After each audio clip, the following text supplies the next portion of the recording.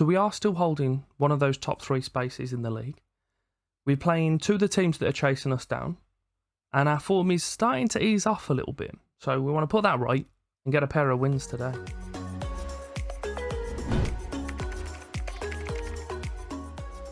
Welcome back. We have episode 35, I believe this is, of our Duisburg rebuild. As soon as we're promoted, I've got a whole new thumbnail. I made this months ago. Whole new thumbnail, all the other sort of madness. We'll start from number 1, and we'll be in the Bundesliga, chasing for that title, European glory. But it feels we're getting closer, should we say? Let's not move further than that. We are, as you can see, 24 games played. We are 3rd in the league. There's a 6-point gap between us and the teams behind us. And if we win our game kind of in hand, we'll extend that back to 9 points. We've played a few since you were last with us. As I say, not been bad, not been too good, just all right, middle of the road. And before we jump into all that, though, if you could do me the favour of liking, subscribing, show your support on the channel, it'd be greatly appreciated. And yeah, I suppose what we'll do is start off with that first game after the Stuttgart one.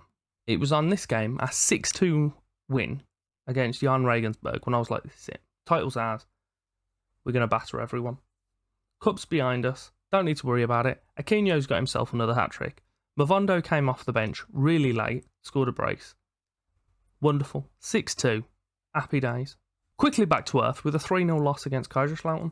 Away from home, and to be quite honest, we just didn't deserve much more from it. The defence played okay, but the attack and midfield were just nowhere to be seen. Back collecting 3 points with a 1-0 win against Karlsruhe. I nearly called them Kaiserslautern again. It was alright, it was a decent result. Picking up a 1-0 win. The assist from Senga, the goal from Alcatani, decent, just alright. The performance was okay, but we got the points we needed. That was the main thing. And most recently, we've had a 1-1 draw against Eintracht Braunschweig. We had the better of XG, better of the stats, but it is what it is. We had a relatively late-ish equaliser from Aquino, quite a good ball over from Neupert. And yeah, that was just getting us back into the game. And we didn't really do much after, as you can see from the XG. You just kind of took the equaliser and then sat there. They, if anything, turned up the wick and tried to get a winner again. But draw, loss, 2 wins. Not bad from 4 games. The team to play Greuther Furth, we've got Ajeda in goal, Georgi, Duarte and Parsons, Herrera on the right, Waleson on the left, Senga, Malkowski, Neupert and Aquino in the midfield 4, and then Stamenkovic up top. The reasoning for that, we've got a buttload of injuries. Stefan Kuhn is the least injured of them all. He's got a bout of the flu. He's out for 7 days. I've sent him home. We then had Nikola Jankovic, who's the worst of them. Sent him to a specialist because he broke his leg, which isn't ideal. He's just signed a new contract as well about 2 weeks ago. So that's not brilliant. His bravery's taken an absolute beating for that as well, by the looks of it. It's taken down 2. But hopefully he can get that back up when he's back fighting. Gianluca Frabrotta also has broke his wrist, but he's on protective gear. All 3 of those happened within about 2 days of one another, and about less than a week before this game we're currently playing. And then on the right side, I would play Mavondo out there, but he is also injured with a pulled calf muscle. He's got about 5 to 10 days left before he comes back. So we're not the freshest team. The slight concern for this game, we're about half an hour in. Not really too much to report about. However, this is the same formation that Kaiserslautern played when they absolutely destroyed us. So it may not go the best. The only thing I could think is because they're playing so narrow, is that either we can go narrow as well and try and counteract it. I think that might be our best bet. So if we have the defence, so we can force the opposition inside, which is what I'm doing anyway, or I'll force them outside because they don't have much width up top. Brilliant. And with ourselves, I'm going to go even narrower because why the hell not? And I'll kick the tempo up ever so slightly. That'll definitely work, won't it? Possibly. Our mark now. We've slowed their attacks down. We haven't seen much for ourselves, so seeing as though our attacking isn't working that well, I'll go back to us on the attack going slightly wider. And we'll stay where we are, but I'll just kick the tempo up. I'll go the other way. And I'll be slightly more expressive Why the hell not? Dribble less. I'm pressing everything. Everything's being pressed. Definitely going to score right now. We didn't score right now, unfortunately. I've made 3 subs. We've brought in Al-Qahtani, Caron and Zorc for our right back, centre mid and striker. We've shuffled Newport back into the right wing back position as well. And I've tried Caron as the right winger. I've never played him out there before. So hopefully he does a good job for us. And Zorc is the youngster we picked up from Mönchengladbach, our feeder club, the other way around. Oh my god, I need to tell you about that. I completely forgot. I'll tell you as soon as this game finishes. Paz is on the ball for Greuther Furth. He has put it into Schwertfeger. Fantastic name. Debrani's just ran straight through the midfield. I've made a slight amendment to the tactic as well, actually, because what I found was the centre of the centre-backs just absolutely bombs it forward. Even though I've got him on cover, he just sprints at people and tries to close them down, which then means that they just pass into the gap that he's left, and they get straight through our defence. So I've put a specific instruction on that centre-back to close down less often. And it seems to have helped, because I don't see, well, Jankovic it was normally. I don't seem to have seen him kind of bombing forward as often. So hopefully that's going to help secure us and see us concede a bit less often. It was that Kaiserslautern game when I put that in, because they absolutely ruined us with it. There was 2 guys that just scored and assisted between the 3 of them. So, sad times. However, Al-Qahtani's just scored again. It is 1-0 to us. Greuther Furth are not winning. That's how football games work. So if one of you are winning, the other one then has to not be winning. It's like a seesaw. Yeah, it's quite impressive. It's very, very standard. It does put us now only 4 points behind the teams in the automatic spot. And Bochum, who I believe are the ones in second, are on a game in hand against us. So, it's not ideal. The ball's been popped in. Wolf kind of ran into the ball, and Ajeda parried it on the line and then ran through the side netting to go and collect. Which isn't usual, but it was effective, to be fair to him. And there we have it. A 1-0 win. We'll take it. It is actually 2 points behind the team in second, because the points hadn't updated at the point when I looked. But they do still have that game in hand, so they may go to 4 points and 3 between us and Werder Bremen. So there's not very much there at all. We've played Werder Bremen twice. We've only played Bochum the once. I might squeeze that into the next episode, because that probably is going to be quite important. We'll then have 2 league games after that. But I need to tell you about that thing in the game when I got all excited and remembered about it. So I'm sure we all remember and laugh at my torrid time at Victoria Berlin. They sacked me just after about 2.5 years. And then I was unemployed for a little bit, picked up the Duisburg job, and then we all know what happened. So I've had an option with Duisburg to pick up a feeder club as an affiliate. So they give me the choice to do so. So I chose Victoria.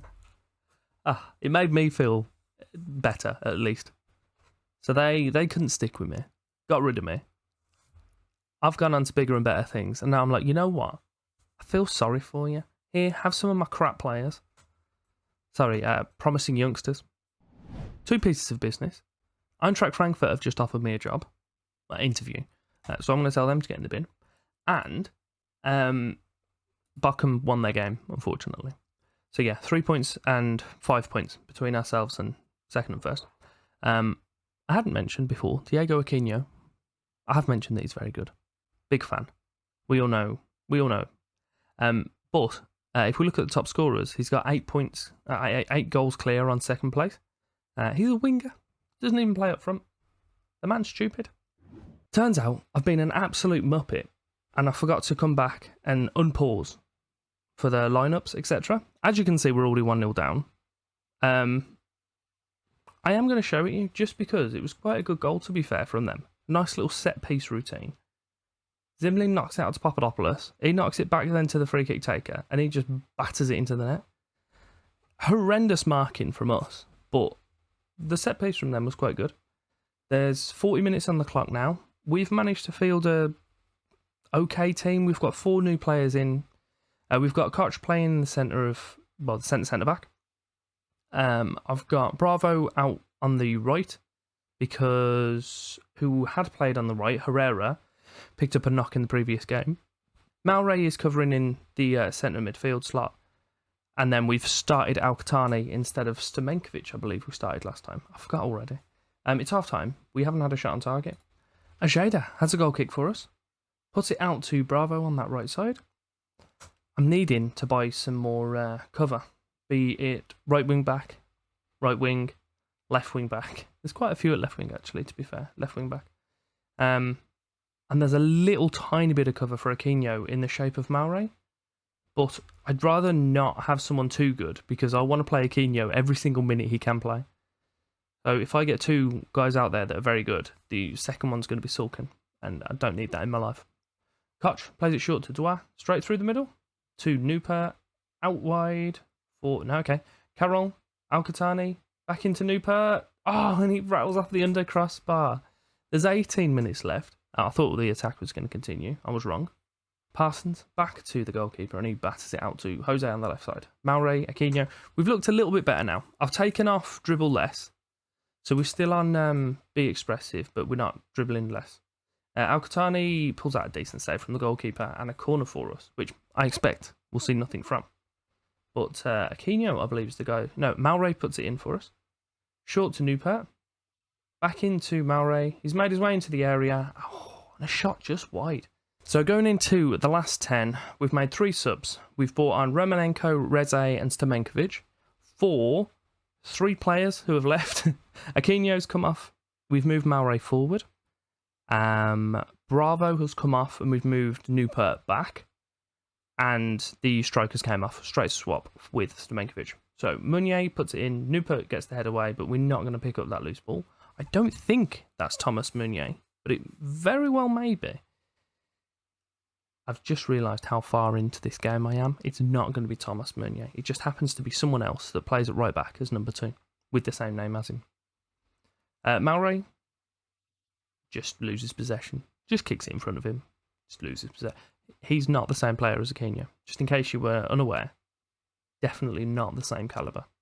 Into the last minute now. There's a corner for Schalke on their right side. Meunier puts it in. Whenever, oh, I suppose he's wasting time, isn't he? Of course he is. Towards the back post, Carroll heads away, and there's no one for us to pick up the loose ball because Stamenkovic just chilling up top. Flick, Soto, back to Iacono, and it's kicked away. So the 6 points that I was hoping to get from these 2 games appears to be exactly half of that, unfortunately, unless something can happen from this highlight, but it's not looking too promising, to be quite honest. There's about roughly 20 seconds of the game left. Oh, battered it over. That'll do. Unfortunately, we couldn't make anything from that. It did finish 1-0. We are now, a 9-point gap between the teams behind, 3-point gap between the teams in front, but we've played a game more than both of those, so that could be 6 either side after this.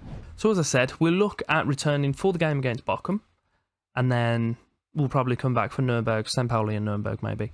I'll throw Bochum probably in with Paderborn as well maybe. Or I might just do it as a standalone. I probably will, to be fair, because that's quite an important game. The other 2 are against lower league opposition. No, lower crap teams. So, I'll do Bochum just as a standalone. So we'll get to that, and you'll see us there in the next Duisburg episode. If you have enjoyed this one, though, you could do me the favour, like and subscribing. That'd be beautiful. There'll be some items on screen as well, so you can carry on watching. Thank you very much for your time.